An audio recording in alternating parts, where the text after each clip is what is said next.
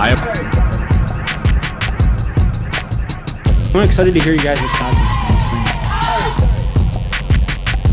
things. We got to move on before I completely emotionally and mentally unravel here.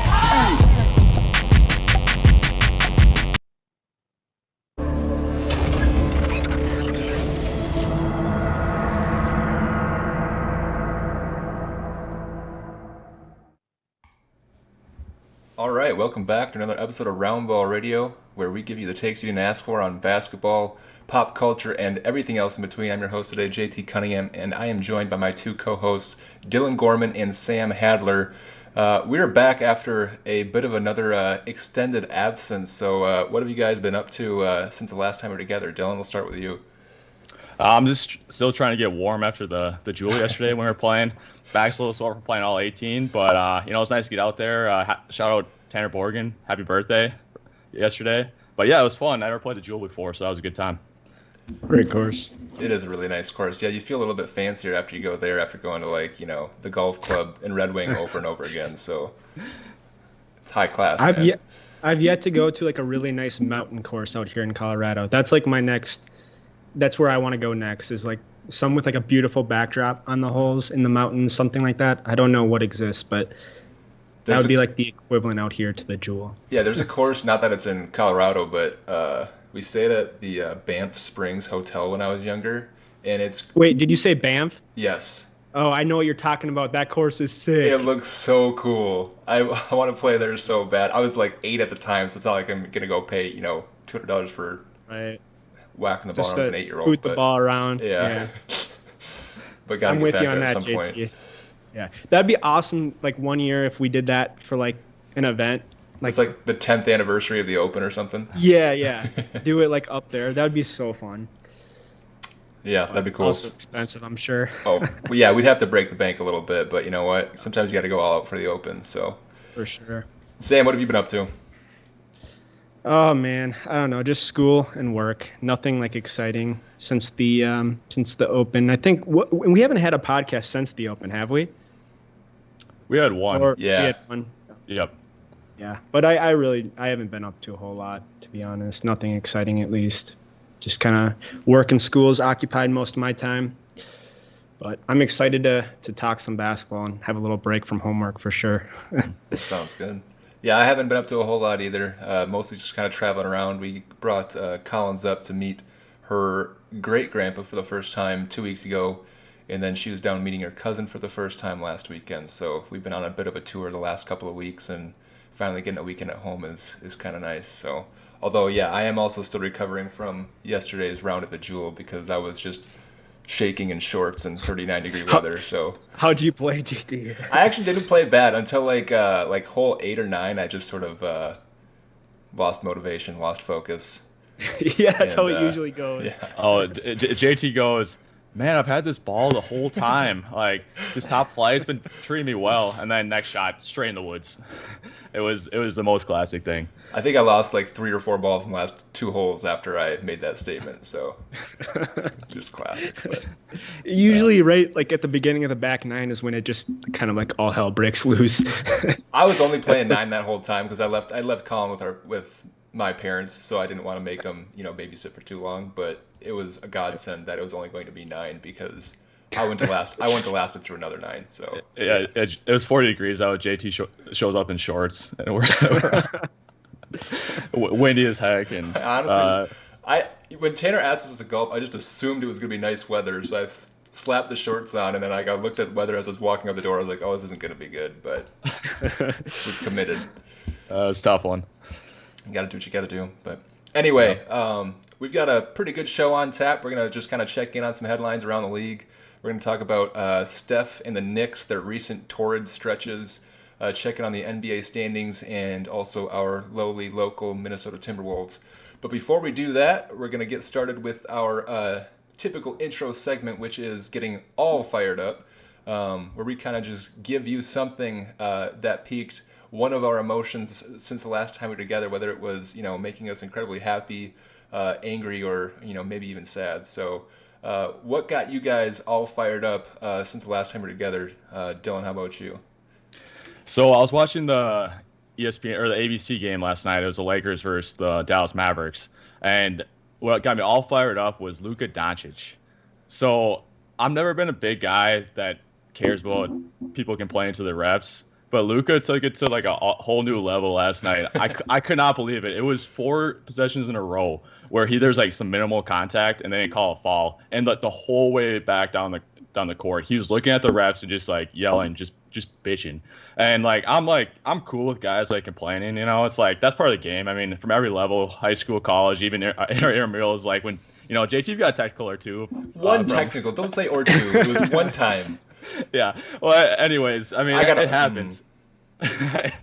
So it happens to the best of us. But like 4 possessions in a row, like just constant, like running back on the court, not even looking at your guy, just playing the refs is like it's becoming a lot. And he's like a 3rd-year player. It's like just chill out, man. Like it's okay. I didn't watch the game, but I got on afterwards, after the game was over, and I saw this tweet. I'm sure you saw it too, Dylan, but I'll read it because it was hilarious and kind of what you were talking about. But it was Luka Doncic's coordination and balance are just incredible. Somehow he's able to run back on defense with his entire body facing the ref he's yelling at. yeah, I saw that. And that's exactly what's happened the whole game, or at least the full first half. And it's like, man, just like you can complain, but let's not do it the whole game. For sure. Okay, well, before we move on here, I have to address my technical comment because I got called for 1 technical in intramurals in the 3 or 4 years we played, and it was because I was called for 2 different charges in which I was the only person who ended up on the ground. Explain that to me. Explain it to me. He deserved that one. I'm sorry. Yeah, it was just so I think we subbed you out because you were just like no. I went and sat. I said get me out of this effing game, and I went and sat on the bench, and then I didn't even know I got teed up. Yeah, you got teed up, and then you were on the bench, still yelling at the ref while you were sitting on the bench. I can't believe you didn't get thrown out. Classic JT. Yeah, that's where it was like, that was, I agree with you, JT, with some bad calls. I hate offensive fouls, but you're on the bench just bitching and swearing at the refs. I took stock of my life after that, and that was the last technical I ever had. So you know what, that's fair. It was a learning moment for you. Exactly. I mean, everybody has their outbursts, and I'm glad you learned from it. I was ashamed. It's all right. All right, Sam, what got you all fired up? Poor intramural ref just taking the heat from JT.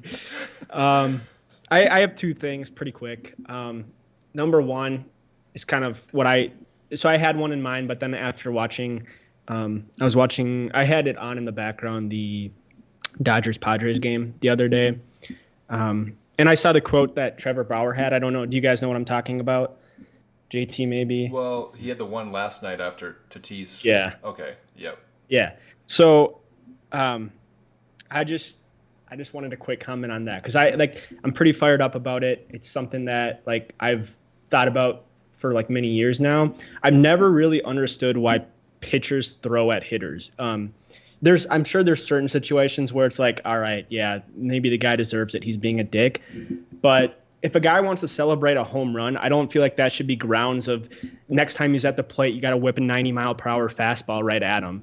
It never made sense to me because when I think about the NBA, there's always back and forth going on. I don't ever see a guy take a ball, whip it at another player 90 miles per hour. It's like, all right, next time down on the other end of the court, do something so that you can, cock back off to him. And I think that's the dynamic that drives entertainment for fans. But when you take that aspect out of it, which baseball has been criticized a lot for doing because of the unwritten rules of baseball, and then you see how Tatis handles himself after hitting a home run. And I personally love it. And Bryce Harper was kind of the same way when he came up. And there's Acuna Jr. for the Braves. He's another guy who expresses himself a lot. And I think that's so important for growing the game of baseball. And when we try to take that away, it's kind of diminishing the sport a little bit. And then when you have guys like Trevor Bauer who are kind of starting to change the way of thinking about that, where he's actually supporting Tatis, who is cocking off to him after Tatis hit 2 home runs after him. And he's like, well, yeah, I'm not going to go and hit him next at bat. I'm going to try to get him out. I love that comment. And I hope more pitchers kind of take that same approach and we can kind of start getting away from the idea that players shouldn't be able to celebrate after they have any sort of success. So I don't watch baseball, but I loved like the one guy who's been doing the Euro step before like crossing home plate. Have you guys seen that? Yeah. Who is that? I forget who it was, but I laugh every time. Yeah. That's hilarious. I love it. So like that's what baseball needs, and I love Trevor Bauer is big. He had a bunch of comments last year about this too. So I love that. And then the second thing, real quick, was the NFL draft come up. Super fired up about that. Can't wait. So that's next Thursday. So looking forward to it. Yeah, Sam, I totally agree. The whole unwritten rules thing of baseball and sort of the retaliation thing like that. Like, you should be encouraging the personalities of your game, because that's been the biggest. Mm-hmm. That's been the biggest. I would say complaint or criticism lobbied against Major League Baseball over the past decade or two is that they don't know how to market their stars. And a lot of times I think that's because their stars are forced to have zero personality on the field, right? Like they are all just buttoned up to the top of their collar, just acting as the game's been played for the last 150 years. And what does that serve your audience today? Well, not a whole lot. So yeah, like why would you want to celebrate after you hit a home run if you know next time you come up you're going to get hit with like a 95-mile-per-hour fastball? Yeah. It's like that shouldn't have a place in the game. Like I never understood that, and I've always been against it. And then to your point, JT, they don't know how to market their stars. But right now, baseball has so many young stars in the game, and a lot of them are like kind of starting to change that. Like they're really expressive.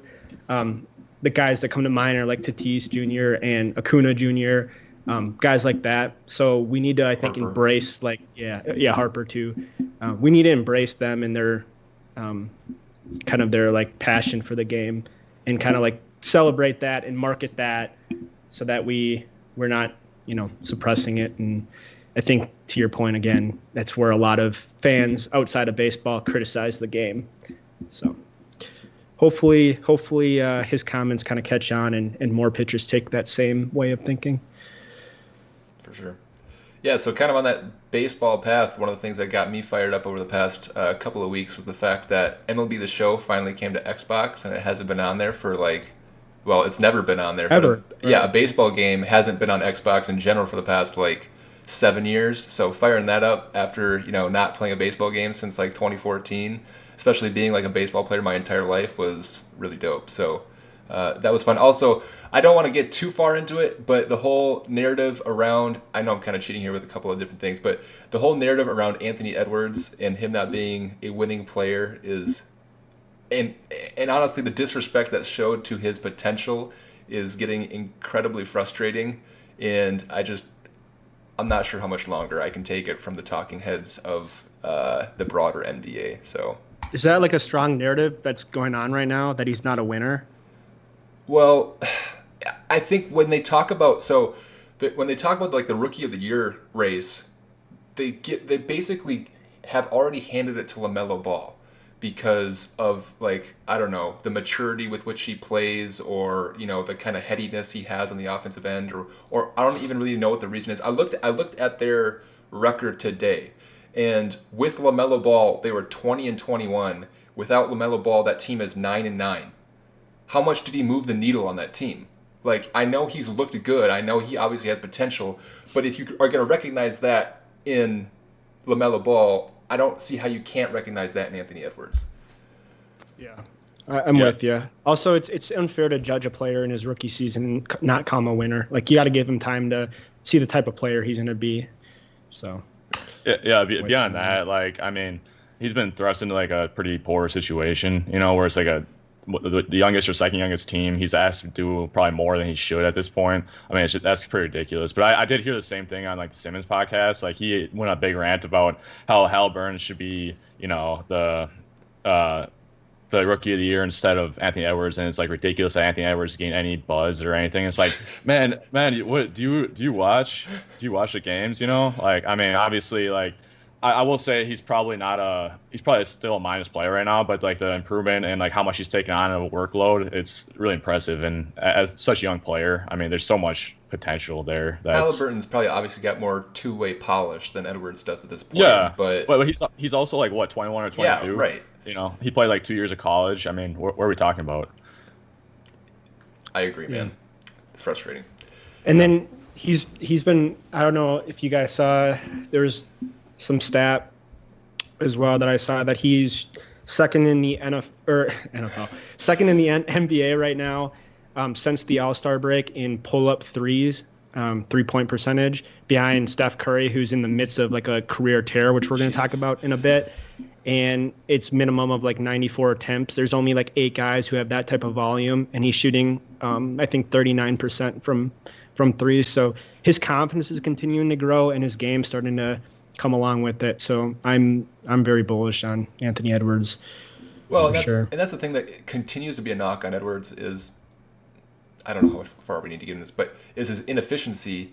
But his shooting splits, especially over the last month, are really pretty comparable to Ball even. And they're really not that bad in general, especially when you consider the volume that he's had to take on in a pretty poor Timberwolves offense most of the time. So, I don't know, man. I don't know how you can continue to discount him and the season he's had, because the Wolves are one of the worst teams in the league. But well, it's all stat heads. I mean, they got to like try to poke a hole in everything. It's like, can't you just enjoy like a 19-year-old rookie that's like, putting up numbers? Like, you have to really like poke a hole in it every time. It's annoying. Well, and so like last night, that game, watching him go against that Jazz defense, and that first half, he just sort of seemed, or maybe it wasn't even the entire first half, but the first portion of that game, really quiet, not doing much of anything in the way of substance there. But then it was just kind of like he started picking seams here and there, making plays, and it was like he was just sort of biding his time, figuring out what was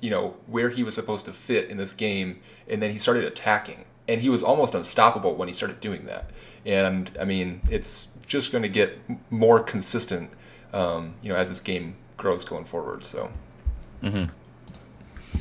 All right, guys, well, let's wrap up all fired up, and we'll head on to the main topic today, which is just getting to the NBA headlines that have been going on around the league. And as Sam mentioned, we're going to start by talking about Steph Curry and his absolutely insane stretch of games over the past couple of weeks.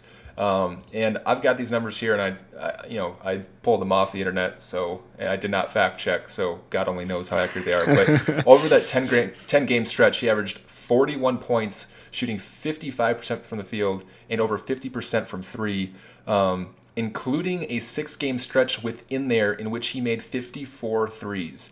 I don't know. I mean, I do know the answer to this. We've never seen anybody shoot like that for a stretch of games like that. Did you guys watch any of it, and how amazed were you with Steph's proficiency recently?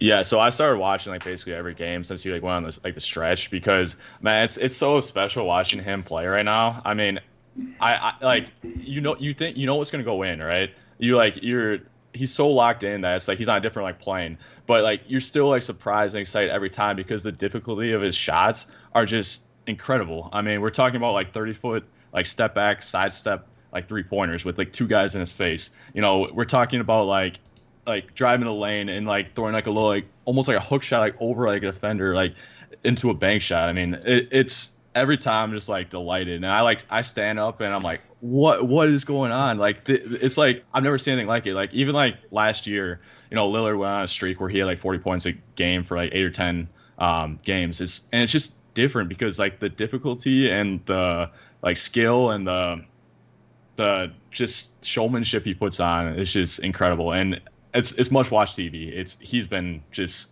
unbelievable.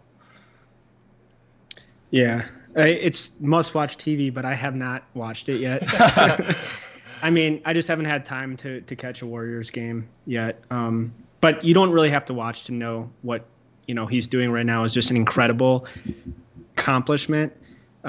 The numbers that JT mentioned, we've all seen those through Twitter, or whatever. And he's playing at a just incredible level. While I haven't watched the games, I have been thinking about it a lot just because, he's constantly in the headlines, like game in and game out. He's dropping like 40, 50 points. He's got like 10 threes. It's just insane what he's doing.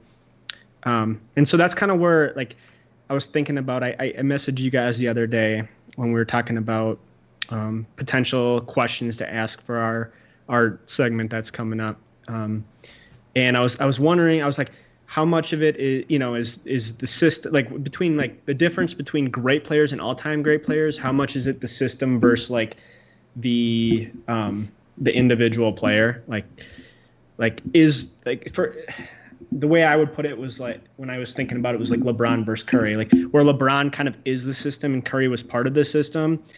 But and so I've been thinking about it a lot. He's playing great. I mean, there's nothing you really can say like bad against him. I know there's this kind of this narrative that I'm not a huge Curry fan. It's like I said, it's mostly when he's going up against LeBron because I'm a huge LeBron fan.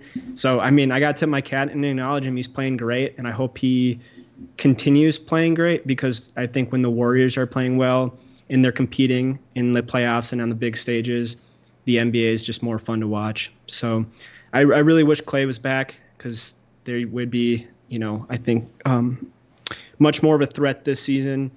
But like I said, they're going to be fun watching going forward, and hopefully they'll be back to relevance soon enough. And if he continues playing like this, they will be. Yeah, I think I can't remember if I had heard it somewhere or if it was a tweet I had seen or what, but they basically called, LeBron James the best player ever, but Steph Curry the most influential player ever, that he's basically changed almost single-handedly how the game was played, because, when he and Klay became, unstoppable forces from three-point range, it forced teams to try to figure out how to keep up. And it completely changed how an entire league plays the game of basketball. And how generations behind him play too. Right. Now. Yeah, and it's obviously Steph is an incredible athlete as far as the general population goes, but if you look at his stature and his physical ability as far as NBA athlete goes, he's obviously not like the cream of the crop there. So the fact that he has sort of figured out how to manipulate defenses, manipulate his defender, really using nothing but, obviously some God-given ability there with, his bloodlines and his father, and his quickness, but like basketball is a tall, strong man's game, and he is really neither of those, and he dominates that league in ways that no other player has ever been able to, and it's just amazing to watch. Yeah, and he actually talked about that a little bit, JT, this past week. He had some comments about like how he in the past was like jealous about like guys like LeBron or some of the other top players in the league and the things that they could do that he just like couldn't, like drive the lane, finish at the rim, things like that. He had a great quote, which I think is like true, not just for basketball, but pretty much in anything, where he said, you're always like envious or jealous of what you can't do. And I think that might be the difference with him and a lot of great players, and where I'm, he's so valuable, and I he's in the upper echelon like of players for me in the league. But one thing I always come back to is like he does have some limitations, but what he can do well, he does it like better than anyone's ever done it, and that's where he's kind of like made his chops in the league. And so I don't know. I thought it was an interesting quote that he had. I don't know if you guys saw that interview or that or those quotes, but they were kind of like they were like very transparent into like kind of like how he like felt about his game and going up against LeBron and everything and some of his limitations. But yeah, I don't know. Yeah, he's definitely the most fun player I think I've ever watched. I mean, LeBron's my favorite player, but Steph's probably the most fun. And then the way the defenses are selling out right now, because their team's not good, is insane that he's doing this while defenses are double teaming and selling out for him. I mean, it's really incredible to watch.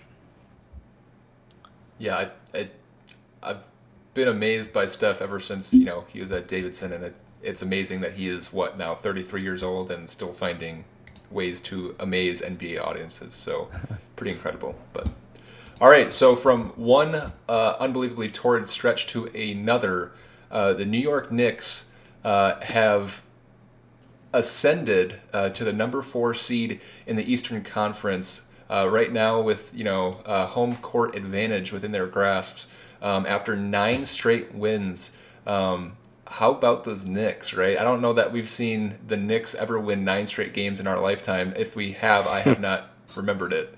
What do you guys think of Tibbs and these Knicks? It's an awesome story. I mean, in my lifetime, I don't remember the Knicks ever being like relevant. I'm sure there was probably a year or two when they were, but everyone that you like follow, who's a big NBA guy or an analyst, always mention how the league is better when the Knicks are better. It's like the mecca of basketball. When they're playing good, it's just more interesting. And so I'm kind of like just with what they've done recently, I'm kind of starting to get the sense of that. And so I'm excited to see. Hopefully they keep this up and they can build off of this, and it's going to be a more attractive destination for free agents, because obviously it's a huge market, and they're like, again, the mecca of basketball. So I think seeing them back as like contenders would be awesome. But in terms of just their stretch right now, it's really fun to watch, because expectations coming into the season were extremely low. And the fact that they've put up, I think, 34 wins now or something along those lines, and they're sitting at 4th in the East, is an incredible story. And I think Tibbs deserves a lot of credit. Julius Randle's played out of his mind. And then I look around at the rest of that roster. It's not really a great roster. It's just a bunch of guys who are playing hard on both ends of the court, and they're up to 9 games now, so it's fun to watch. So hopefully, I don't expect them to make any noise this year in the playoffs or anything like that, but hopefully this gives them some relevance moving forward and can start being a more attractive destination for some of the top free agents. Yeah, well, they have like $60 million in cap space too. There's not a ton of free agents this year, but I mean they have room to improve in that sense. But yeah, the one thing that really stands out to me is how much like Julius Randle's improved. I mean, I've never been a huge fan of his, but after watching him play like this year, like his passing has taken a whole different level. His shooting, he's improved so much in that area. I mean, he was never really much of a 3-point shooter, but this year he's like shooting like 38%, I think, and that kind of unlocks his whole game. And you know, they're playing hard on defense. They have every player on their team is really improved from the prior year. They got a couple like quickly. Toppin hasn't been great, but they're getting contributions from rookies. It's been fun to watch, and like you said, there's so many people on Twitter that are Knicks fans, and there's so many writers that come from New York that you can feel excitement just on Twitter in the NBA universe. It's been fun to watch. Yeah, it kind of it started to make me think about Tibbs as a coach. And I was starting to hoping someone would bring that up. It started to make me think, like, if this, well, I think this is where Tibbs really excels and his brand of basketball really excels, is when you have a bunch of guys who are willing to play hard, who are underdogs, who have chips on their shoulders, who want to prove people wrong. Tibbs in that system, that grind it out mentality, win at all cost mentality, it's going to resonate so well with that kind of group. And I think you had a lot of those types of players in Chicago, and I think you see a lot of that with even less talent, way less talent in New York right now. And it just made me think of, like, how would that, well, and we saw how it resonated, I think, but, like, I wonder if that message would ever resonate in the kind of group that the Wolves had when he was here, which was strong, sort of prima donna mentalities, guys who have been sort of predestined for NBA greatness from birth. I just don't know if that kind of group, even separating it from the individual personas of Andrew Wiggins and Karl Anthony Towns, ever responds to that kind of coaching. And if Tibbs needs this kind of group to succeed in the NBA. Do you guys think that's true or false? Yeah, I agree with you. I think that's absolutely like a big part of it. You have to have, like, I think he's a certain style of coach, and you have to match that with the same style of players. And when you got guys, and like you said, JT, it's a bunch of like guys who are kind of like underdogs and have that mentality and are willing to play hard for them. And I think, to your point, I don't know that we had that in terms of like personalities with the T-Wolves, and that's probably a big reason why it was kind of rocky and didn't work that well. Yeah, I think there's a couple things. Well, one, when we had all our players, we were successful. Obviously it didn't last because Butler left the team or he wanted to leave the team.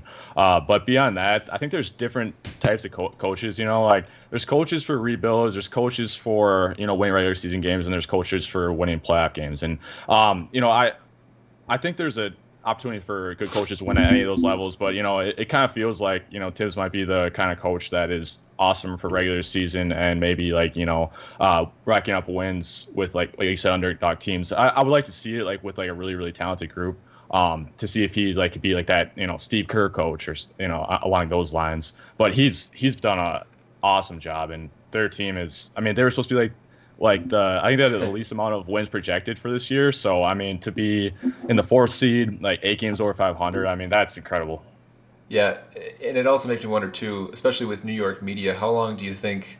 So if that's what you think Tibbs kind of is a regular season coach, how long does this honeymoon period last? How many years of racking up some wins in the regular season without postseason results does New York take before he meets the same kind of end that he met in Chicago?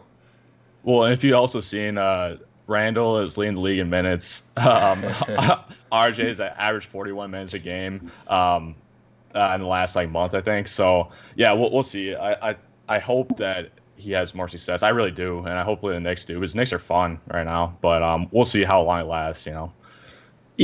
To me, he's only going to go as far as his top end talent on his team. Like Randall's not going to lead him to the finals. So a lack of playoff success would only be a problem with me if they were able to attract more star players to the team. Mm-hmm. And I think most coaches with really good top end players in the league can win in the playoffs. You can't tell me Steve Nash is some really good coach if he rattles off a couple series wins in the playoffs.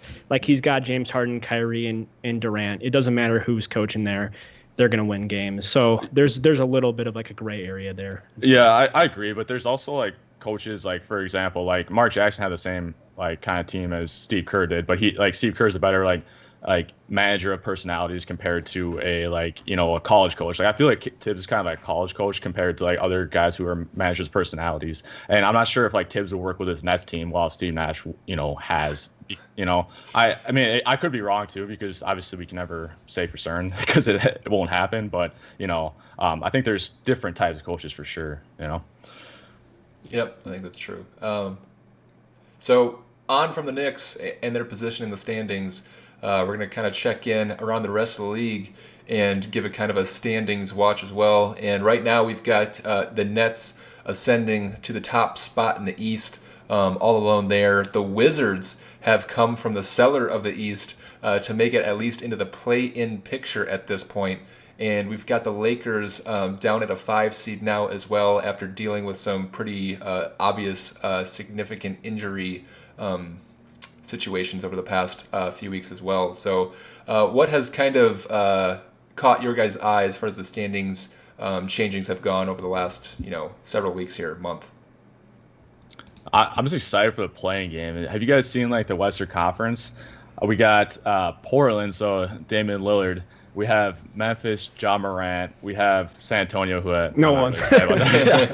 And then Golden State with Steph. So those games are going to be unbelievable. And even the East, I mean, there's some teams Miami is in there right now. Washington is in there with Russ and Beal. So the playing games are going to be fun, and it looks like a lot of good matchups that are going to be coming up. We'll see how it shakes out, but it's going to be an exciting playoffs year this year. And Memphis with Jaren Jackson Jr. back too now. So that'd be exciting.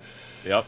And I imagine the 7 plays with 10, right? And then the 8 and the 9? No, okay. Seven plays with 8, and whoever wins that is 7th seed. And then the loser of that plays the winner of 9 and 10 to go for the 8 seed.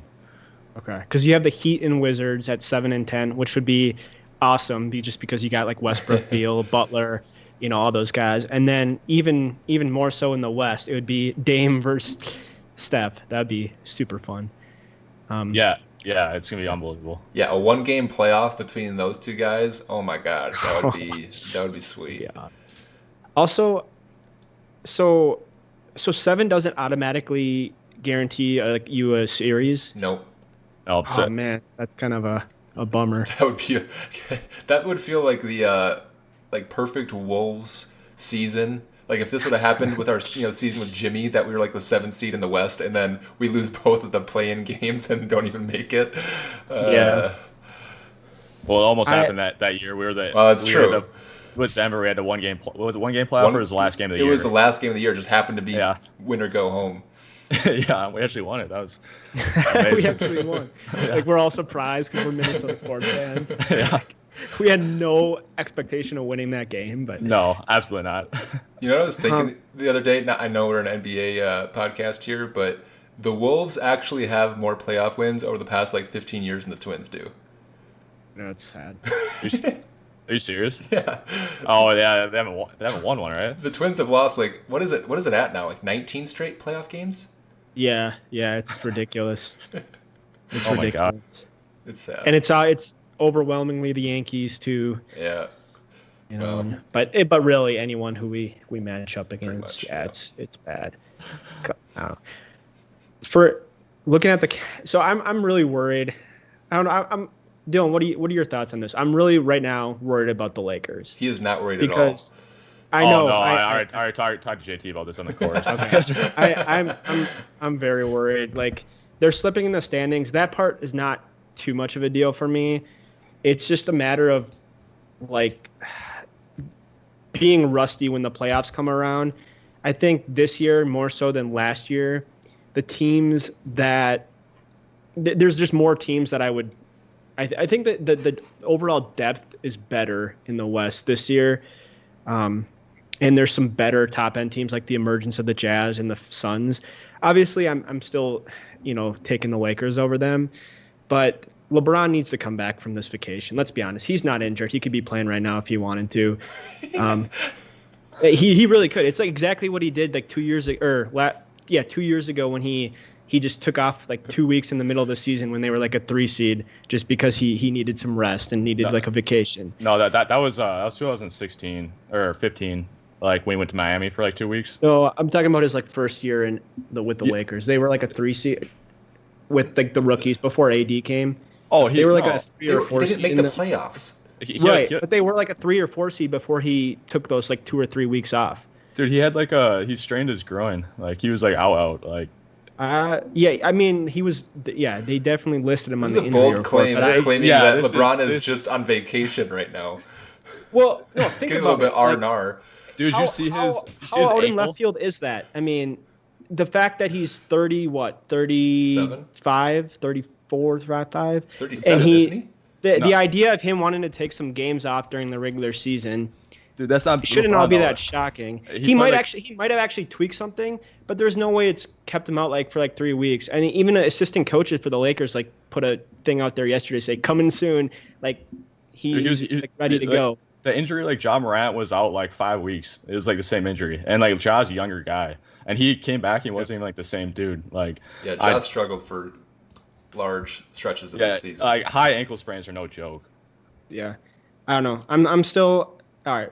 Regardless, put that aside. I'm still a little worried about them, and because I think you should be worried, Dylan, because you can't. So regardless of Sam's claim that he is just on vacation right now, how are you this confident that he's going to come back and be 100%? Well, that's the one thing I'm worried about that, but I just like the matchups right now. We got if we keep in the 5 seed, which we should, just win probability. We get Denver first round. They don't have Murray. Burn just got hurt. I feel good about that. Second round Jazz. I just don't take them seriously. I just don't. Until they win a couple series. I'm with you on that. But yeah. So I'm actually I think that where my concern is mostly lies with the Clippers. I think the Clippers are a lot better this year than they were last year, and I'm telling you, man. You can laugh at me all you want, but that Rondo dude, he makes a difference. They've been playing so well since they got him. This team is they're putting their head down and they're just grinding, and there's not a lot of talk. I never see a quote or anything come out from Kawhi or from PG3. Well, PG3 has quite a few, but anyways, I think this team's playing so well. I think they started with the addition of Rondo, they've added some depth and a key piece there for the playoff run.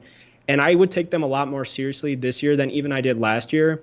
And with the Lakers not having with LeBron being out and then AD finally coming back looking a little bit rusty, you don't know if anticipate he'll stay healthy, but you never know with AD. He's questionable every game that he plays. And then the Clippers just having the continuity of being together all season, playing their best ball. 9 of their last 10 that they won. I'm with you, Dylan. I'm not worried about the Jazz right now. I just don't take them seriously enough. But it comes down to the Clippers for me, Clippers, Lakers, and I don't feel confident right now. I need to see LeBron get back. I need to see how they play with Drummond in there and AD to make me start believing again. Oh yeah, I don't know, man. Last playoffs, like they can guard. Yeah. They can clamp, but they're better this year. I mean, I'm just not worried about it. As long as LeBron's fine, they're gonna be fine for me. All right. Well, this is enough Lakers talk for me. So we're gonna move on to our fourth and final topic for our NBA headlines section here, and that is our local Minnesota Timberwolves. So just kind of checking in on them and kind of how you guys have felt about the season progression so far. Obviously, they're still at the second lowest record in the league at 17-44, but they have been 10-15 since the break. How have you guys felt about the Wolves lately and kind of the direction that they're headed?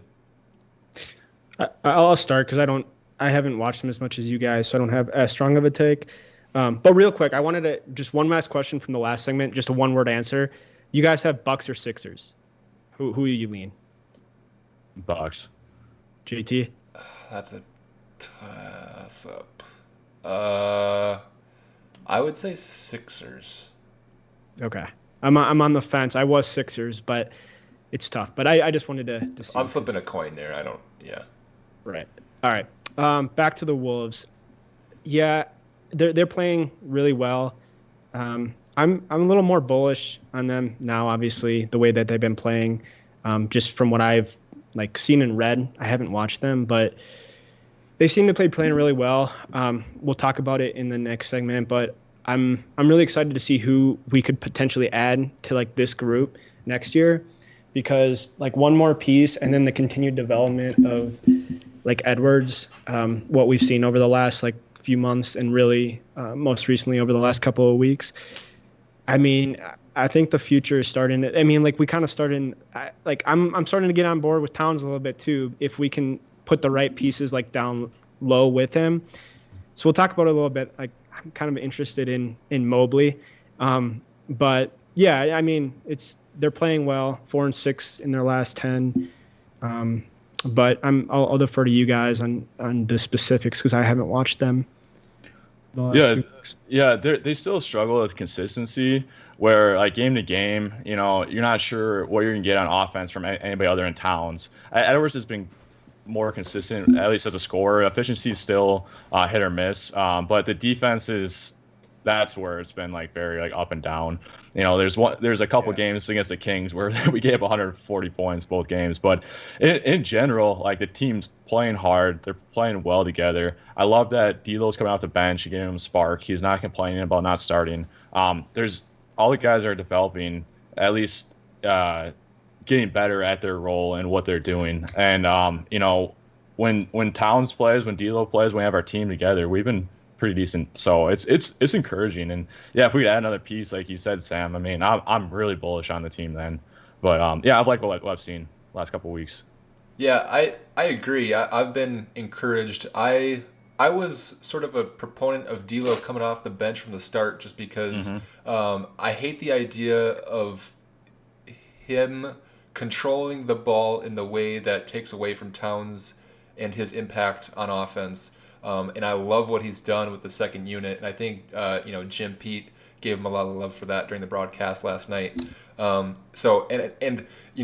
reasoning at the beginning was that it was a sort of a minutes management thing. We're going to bring him off the bench and we can kind of control, the rotations that he's in or whatever. But obviously, since then, it's become more than that. It's become sort of a identified role for him to play on this team.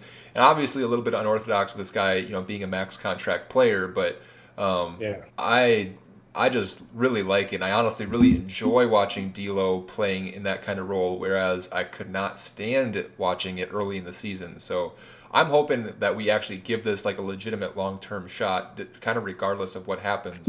I suppose it kind of depends too on the further degradation of Rubio next year and what we really have at the point guard position if we actually add somebody through the draft or not. But I like Russell in the role that he's playing. And as far as having our team together, we still don't really have that because I really like Malik Beasley, and adding another shooter like that on the floor with that group, I think is going to add a whole nother dimension too. So we've been better, 10 and 15 since the break, 4 and 6 in our last 10, and without the best shooter on our team, I think. Well, Towns is an elite shooter, obviously, but adding another wing that can really shoot it, I think would just help even more. So. Yeah. What's been fun too is because like when we put our second units in for like the whole I don't know 2/3 of the year, we don't have any shot creators on our team, So we put out 5 guys, especially the Saunders, because we didn't put any of our starters in with the bench players. We just get smoked every single time. So then our starters are coming back in a deficit. So it's really nice to see, and like that's a perfect role where he can D'Lo can control the offense. Then even at the end of games when he comes in for Rubio, like him and Towns pick and roll, like I underestimated and I didn't realize how smart D'Lo is. I think if he had better expectations of how good he was, he'd be a really, really valuable player, because he's really smart. He knows how to manipulate the defense. He knows how to pass. He can shoot, going either way. He can get to the basket if he wants to. It's just he thinks he's a star, so he's taking too many shots. He's not passing enough. And now that he's more in maybe his proper role, which I hope he's continues to be fine with. It's really helped our team, and he's been good for us. Do you think he's be comfortable in that role long term? No, I doubt it. I think he's definitely gonna. I'm with you guys. I like him coming off the bench as well. I think that's a good fit for him. I always think about these weird things. I don't know, but yesterday I was thinking about how who would I compare him to coming off the bench? To me, he's like a rich man's Jordan Clarkson or something like that. The way Jordan's played this year, they kind of have the same attitude where they think they're a little bit better than they are, and so they that's kind of how they play. But I don't think long term that's going to be he's going to come off the bench. But right now it's nice, but eventually I think it's gonna end. You're probably right, but I do one difference between him and Clarkson. I think he can play a little bit more at the end of games, although his defense is terrible. But he's a good playmaker, and I don't really see Jordan Clarkson as much of a playmaker. So he's been. Hopefully he's happy. But I kind of agree with you. I don't really see him being happy with it long term. But if we do add a point guard, then it gives us the more leverage to say, hey, you're better suited in this role coming off the bench. We got this young guy, Jalen Suggs, Cade Cunningham. They're obviously going to take the reins from you. So maybe that would, and he would understand that, okay, we got something special brewing. If I play this role, it could be what's best for the team. But so we'll see what happens with that. Mm-hmm. So we're going to take that and we're going to use that as a perfect transition into our open questions across the NBA. So each of us are going to pose one single question to the other two of our hosts and kind of get their take on anything across the NBA. And based on that last topic there, Sam, I want to start with you. What's your open question to us and the rest of the league? Yeah, for sure. I'm curious to see what you guys think about it. So if you were the general manager of the Minnesota Timberwolves and you could choose any prospect that you want, just pretend we have the first overall pick for the sake of this question, who would you select and why? I'll go first. I thought a lot about that after you texted us that, and all three prospects. I think there's only three that we really consider: is Suggs, Mobley, and Cunningham. I think you're missing one. Jalen Green. Yep. No, I'm with Dylan though. I'm just on those three. I'm not as high on Green. I honestly haven't seen him play that much, but Same. That's why I'm not high on him. Yeah. You should watch him play. Yeah. Well, he's a freak athlete, right? Yes. Yeah. And a great shooter. Yeah, that's what I've heard. But just from all the podcasts and readings I've done, those three are kind of different playing than him. But that could be because they just play the tournament, and there's more eyes on them. But that's just what I've heard. But so I'm not going to talk about him, JT. but if I were to pick of those three, I think I would still go with Cunningham.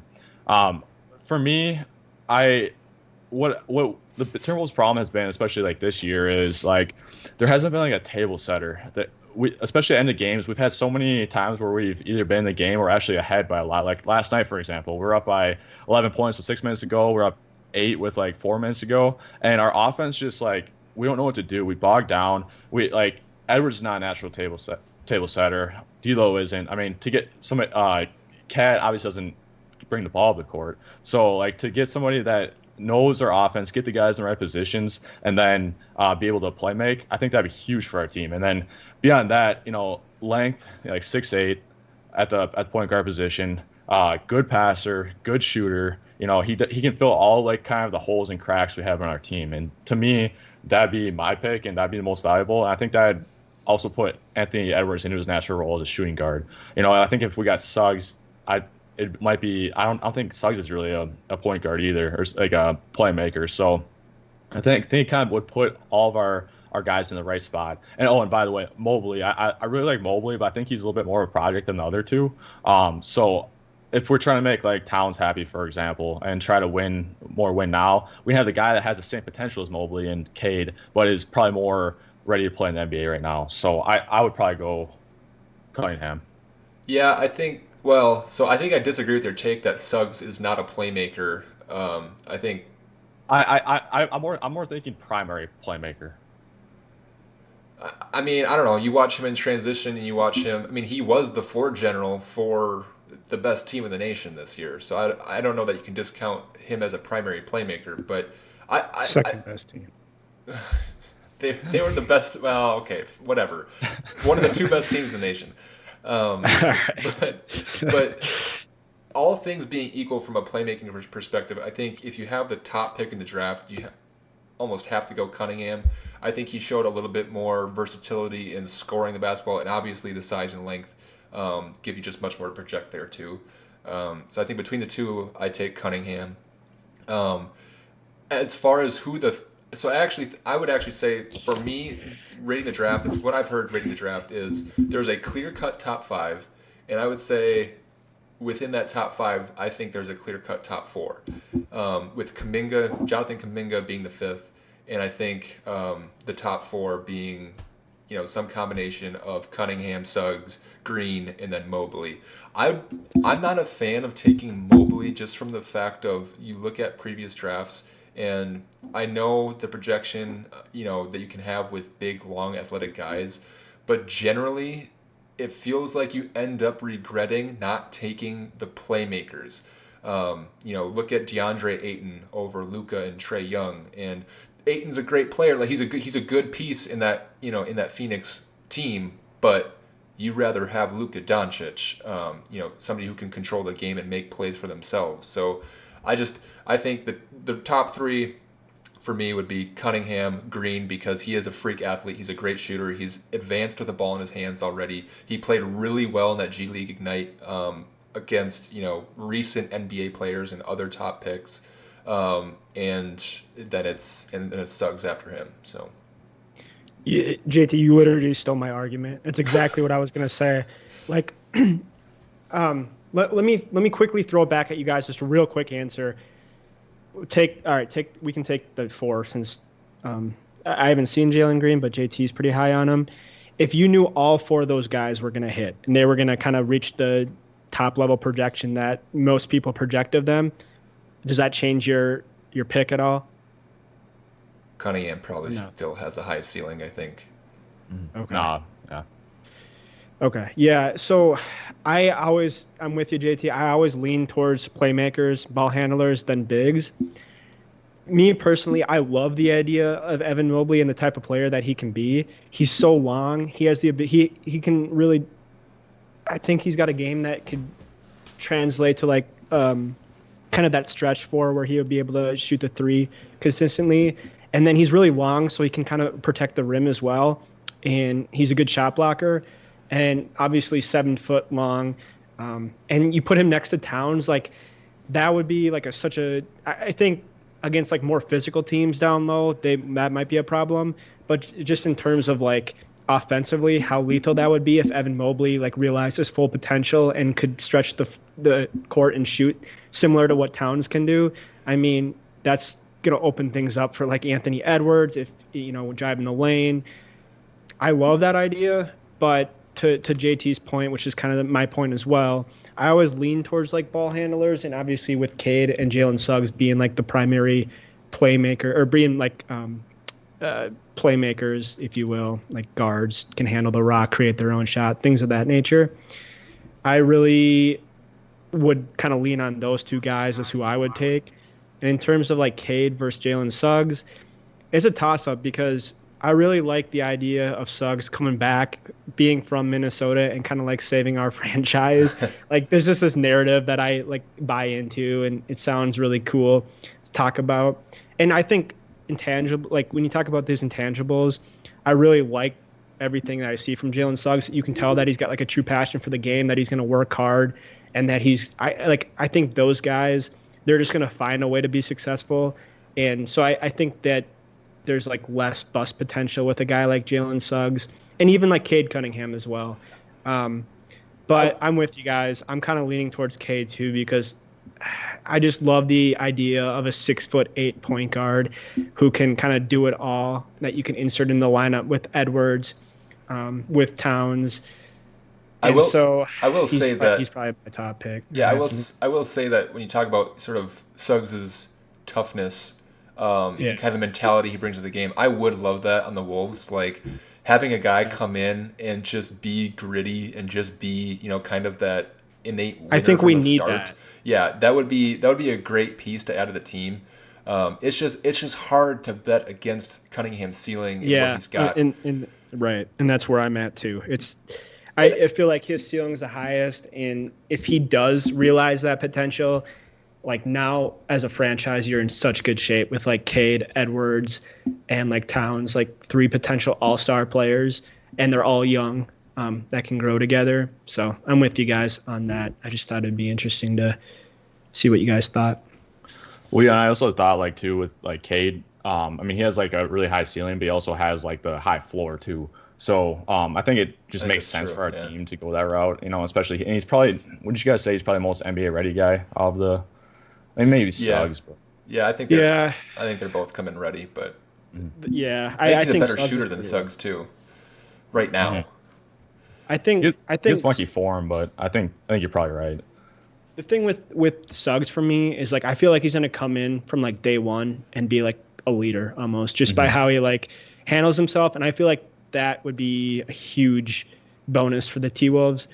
And then I think defensively he could be a really good player too, which obviously it's like a weakness of ours. So that aspect of it as well it intrigues me, but I'm still leaning towards Cade just because of the potential. And to your point, there's pretty high floor there. So I'm the bust potential for me, at least from everything that I've read and that I've seen, he's a pretty safe pick too with a really high potential. So I'm with you guys on Cade for sure. All right, so after a question kind of talking about future NBA stars, I think, Dylan, you've got one kind of revolving around current NBA stars. What have you got for us? Yeah, so I keep listening to people, and I might agree with them, but, everybody keeps saying the Nets are like the favorite for the East, right? And a lot of people have them the favorite for the championship. And obviously they're might be the most talented team. I'd probably them and the Lakers for me. But they're awesome, but their guys have not played together this year. They've only had 7 games together between Harden, Kyrie, and Durant. And it sounds like Harden might not play until the playoffs. So do you guys think there's like a requirement of how many games they need to play together, or do you guys think they're ready made for to win the championship now, or what are you guys' thoughts on that? I can start. I think that to me, I don't think there's like a minimum requirement.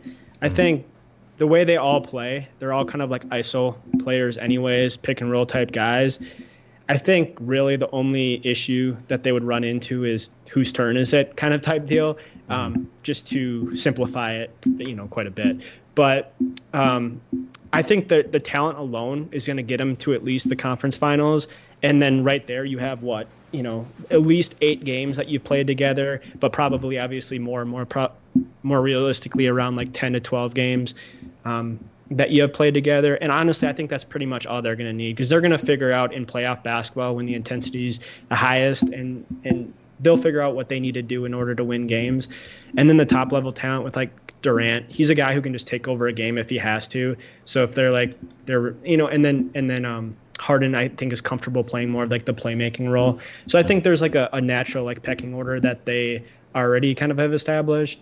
And then when they have played together, it's worked well. So I'm literally not worried at all. I think they're still my pick to win the East, and I don't feel any less confident due to the fact that Harden's out and probably until the playoffs. Yeah. So Dylan, you said those three guys have played 7 games together so far. A total. Yep. So 7 games is 7 games. Like that is a decent amount of on time experience for those kinds of guys. It's not like they're going to be dropped in with it's the first time they've ever met each other. They're going to know each other's tendencies and how each other play the game, and they've shared some court time already. And like Sam kind of alluded to too, the length of the NBA playoffs is actually going to work in their advantage too, as long as they stay healthy. So they'll have, I think, if you sort of like preordain them as Eastern Conference participants in the championship series, then they've got 10 to 12 games to figure it out before they even get to somebody like the Bucks or the Sixers or whoever. So I'm not really worried about, I guess, their chemistry on the court. I think they'll figure it out, and that's just kind of a crazy amount of talent to bet against too. So, and plus another point that Twitter will have you believe is we need a Nets-Lakers finals. So if the NBA, if Adam Silver has to interfere and get the refs involved just to get them there, then the NBA Twitter would have you believe that will be the case. So yeah. So I just kind of looked at historical perspective. There's been that I saw like modern age. There's only been 3 teams that's won in like the first year that they're like superstars have gotten together. Celtics in 2008. Raptors, I'm not sure if you really consider them like superstar teammates. It's just basically Kawhi went there. Yeah, right. They won the championship, and then the Lakers last year. The Lakers were actually the team that had the least amount of games played together. LeBron and AD had 60 games together approximately. Boston had 70, and then the Raptors. Well, and the Raptors had 60 about also too. But the one thing with those teams, they all had like the off season to like get familiar with each other, get chemistry, kind of get like the system down. The one thing I'm worried about with them is obviously the court time, but not on offense. I'm more worried on the defensive side. It takes longer to get a defensive identity. They obviously don't have like as much talent on the defensive end as offensive end. So to me, I think those extra games, especially at the end of the regular season, will help. Obviously, the first round series, I won't be too worried about them. But if they get the two seed instead of the 1 seed, they're going to be playing either the Bucks or Sixers second round. So to me, with guys that played like potentially only 7 games together in all off season, that presents like a huge like matchup problem and an issue where that might actually come into play. But I'd probably still lean on them to win the East, and just because it's just overwhelming talent. As long as they're healthy though, which is we're not sure if that's going to be the case or not. But yeah, I was just interested in it. There's really no historical precedent to this team and to winning a championship with this type of team. So we'll see, but I'm interested to see what will happen. I actually, what, if I was voting for one of these things, I would actually hope that Brooklyn does fall flat in the playoffs just a little bit, just because I don't want there to be a precedent set that stars don't even have to play with each other during the regular season to be effective playoff teams, because then we're going to end up in a situation next year where those 3 won't play a single game with each other all season. They'll just take turns sitting out every 3rd game, and then they'll go to the playoffs and win a championship or something. And I don't know. I don't like that for the game either. But well, and if you watch like last year, the Clippers kind of took that approach, and they fell flat in the playoffs. True. And even like there's some other teams that have lost. Like the Miami Heat, their first year. They hadn't had enough time together. They hadn't the reps. They played still most of the season together. The Lakers back when Dwight joined the team with Steve Nash, that team never got together. That was a big chemistry experiment. Yeah. So yeah, I agree with you, JT, and I could see that happening, kind of like the Clippers. But at the same time, talent's talent. Right. So, Yep, it's going to be interesting to see what happens. I think you're right. It's just a huge unknown at this point, and we'll have maybe the only data point available to us when we see kind of what happens with their season here. But Who are you guys rooting for in the East? Like, as just from a fan's perspective. I got the Bucks. I want the Bucks to win. I listened to Drew Holiday, or JJ Redick's podcast with Drew Holiday on there. That dude's such a good dude. He's amazing. Like, he seems like the most down to earth, like, nice guy ever. And I like the Nets guys. I don't mind the Sixers guys, but between Giannis and Drew, like, I'm just cheering for them. I want good things to happen to them. Yeah, I'm rooting for them too. Yeah, I agree. Plus, it's one of those Midwest teams too that's finally breaking through a small market pigeonhole. So, yep, go Bucks, man. All right, well, I think I'm just going to forego my question today. We've already hit the hour mark on our podcast, and so let's just wrap things up and kind of give our listeners an idea of what we've got on deck until next time. So, hopefully, you don't have quite as long of an absence. But what have you guys got planned coming up, Dylan? Anything? Two things. First one, I would have to say this, otherwise Meg's gonna be mad at me. We've been watching Peaky Blinders, and we're on season 2 right now, and that's a wonderful show. Meg's in love with Thomas Shelby, the main character. I don't blame her. He's a pretty dreamy guy, so I get it. Between that and I got to throw it out there. Duggar had another #1 album this year, or this week, so he came out with Slime Language too. So listen to that. It's pretty good. Not like the best, but listen to that this week and having some fun with it. Your nation's #1 Young Thug podcast right here. So, Sam, what do you got going on? We need a theme song of some sort. But then again, I remember you have a pretty cool intro that you put together. So I can always make another. I like that stuff. That's all right. Yeah. I'm honestly, oh man, I'm so busy with work and school that I can't do what I want to do and some of the things. But when I do have some free time, I've been watching a lot of documentaries on Netflix. So that's like my big thing now. I just love documentaries, and it doesn't even like matter which ones. Like just whatever they're showing, I just watch it. So I don't know. That's when I do get some free time. That's what I'll do. Some cool ones. I watched a few about art, which was awesome. Like sounds kind of lame, but it was actually really cool about like a huge art heist from the 80s, and then, or actually was it the 90s? I think it was the 80s. And then there was another one about how some huge art collector at a big gallery in New York for years was selling frauds for like large amounts of money, and it was basically she was getting conned the whole time, and a lot of people thought she was in on it too. So it was a really interesting documentary. So I don't know, I just been watching things like that, which is kind of pretty much what I'll probably be doing in addition to homework and school and work and all that good stuff for the next week. Yeah, I remember you kind of mentioning that art heist documentary, and I thought it looked super interesting too. So I was going to turn it on one night, and then I realized, or I kind of thought about it more, and I was like, I don't really have that much time here. So I ended up watching, there's a documentary on Netflix called My Octopus Teacher.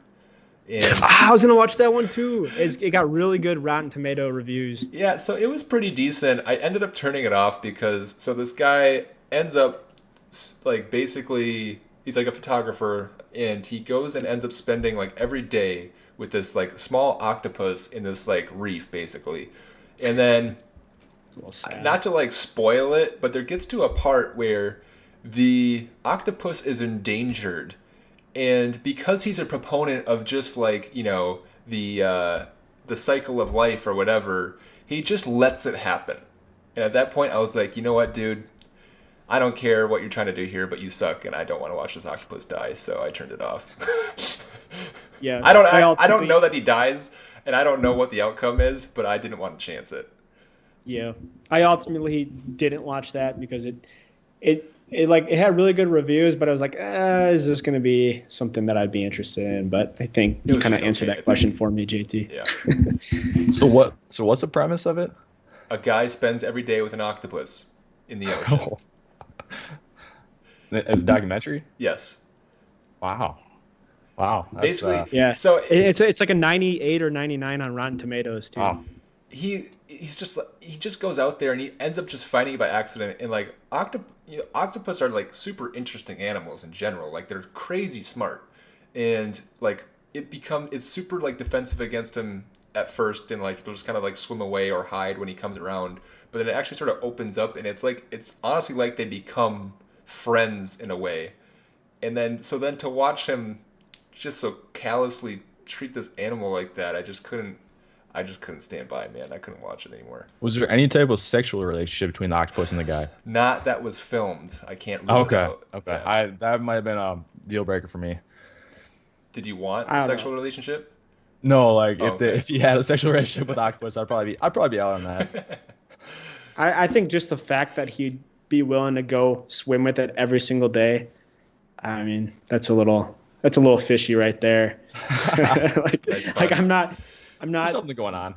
Yeah, something's going on. This guy's something sketchy. It probably doesn't come across in the documentary, but I guarantee behind the scenes something weird with this guy's going on. He's got a family too, right, JT? Yeah, like he did. The octopus is like more.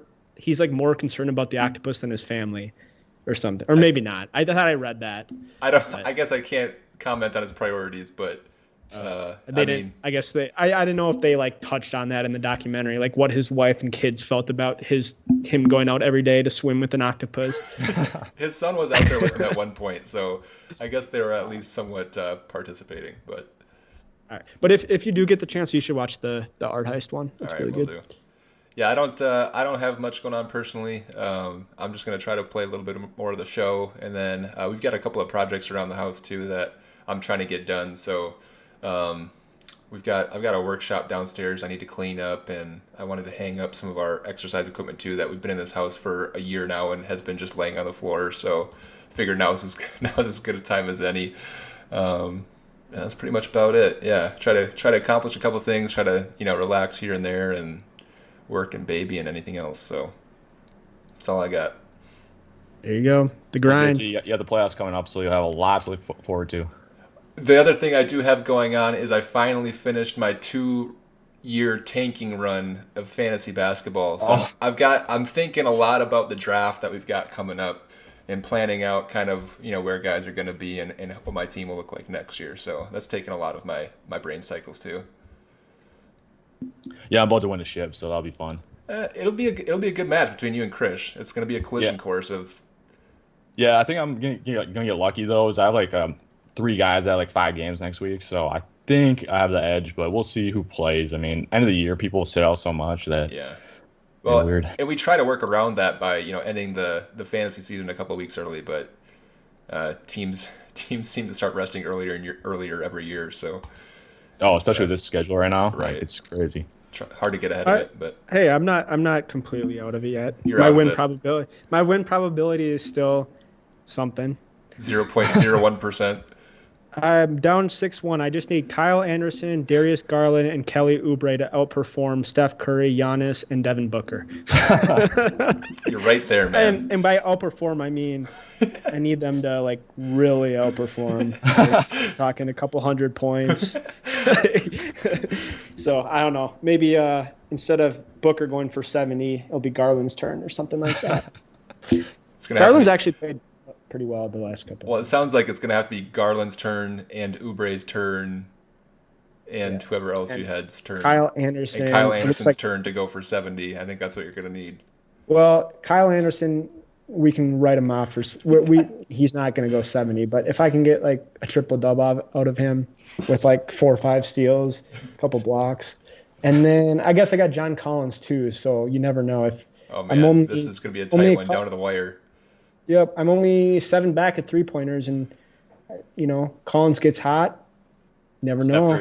Never know. I guess they got Curry, but and Lillard.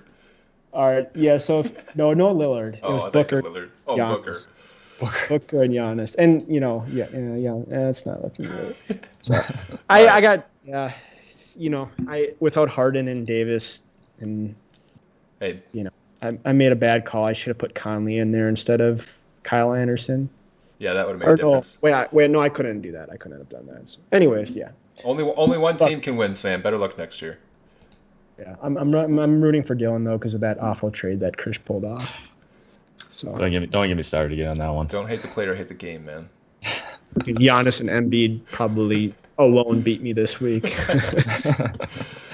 All right, guys. Well, we got to wrap it up. So with that, this has been episode 6 of Roundball Radio, and we will catch you guys next time. Peace.